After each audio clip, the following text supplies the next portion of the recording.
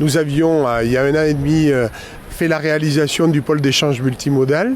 Et là, passerelle sur la 750. Et en plus, avec la passerelle, nous arrivons vers le lycée Simone Veil, vers le PSU, vers les unités de gendarmerie à venir et le lycée agricole, avoir des orientations vers le sud du territoire de la vallée de l'Hérault et du canton de Gignac.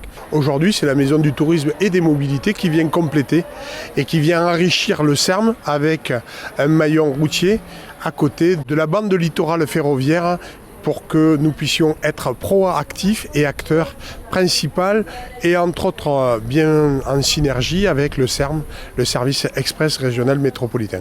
L'État a participé financièrement à cette belle réalisation, mais au-delà de ça, c'est parce que cette réalisation, d'une part, est très originale. Elle est à la fois une forme d'office de tourisme, mais elle est aussi un lieu de renseignement et d'éducation finalement de nos concitoyens sur les nouveaux modes de transport. On voit bien que dans une région, un territoire qui connaît une forte pression démographique, je rappelle que la région Occitanie accueille chaque année 43 000 nouveaux habitants, nous avons un intérêt collectif à moderniser nos manières de nous déplacer avec des transports en commun, des transports décarbonés. Alors, la région a financé à hauteur de 36% ce pôle d'échange multimodal et également la maison du tourisme et des mobilités parce qu'il est indispensable de faire connaître aux habitants mais aussi aux touristes toutes les possibilités de mobilité sur ce territoire. Le cœur d'Hérault, c'est évidemment un nœud structurant.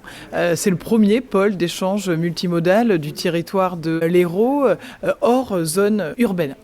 Et donc c'est la raison de la présence de la métropole de Montpellier parce que nous défendons depuis 3 ans des projets partagés, co-construits à l'échelle du SERM. Donc on a créé un périmètre avec 8 intercommunalités, la métropole, le Pic Saint-Loup, le Pays de l'Or agglomération, l'UNEL agglomération, la communauté de communes de la vallée de l'Hérault, le Clermontais et le Lot des Voies, l'Arzac. 8 intercommunalités, 900 000 habitants, 73% du département de l'Hérault. Pourquoi ? Pour offrir des alternatives à la voiture individuelle.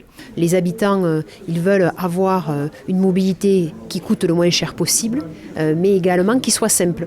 Et c'est pourquoi nous avons, à travers ce lieu, la possibilité de prendre des cars Lio, c'est les fameux cars rouges à 2 €. Et je veux qu'on puisse développer les mobilités décarbonées. C'est ce que nous faisons ici à Gignac. Et puis le tourisme, c'est une activité qui crée de l'emploi sur nos territoires et dans tous nos territoires.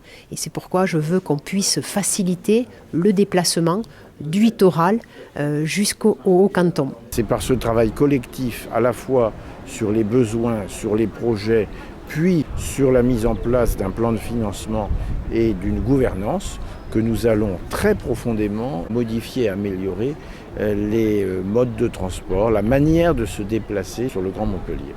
Le tourisme est évidemment un élément extrêmement important sur notre territoire. Ici, on est dans la seule communauté de communes de France qui concentre 3 grands sites. C'est évidemment une richesse culturelle et patrimoniale, je crois, très jalousée. Donc, il y a une mise en avant du tourisme ici. Mais comment on profite de l'offre touristique ? C'est si on a des moyens de s'y rendre facilement. Et donc, ça participe d'une priorité pour la population que de pouvoir accéder à des mobilités qui soient plus rapides, plus efficaces, plus performantes et qui soient soutenables financièrement.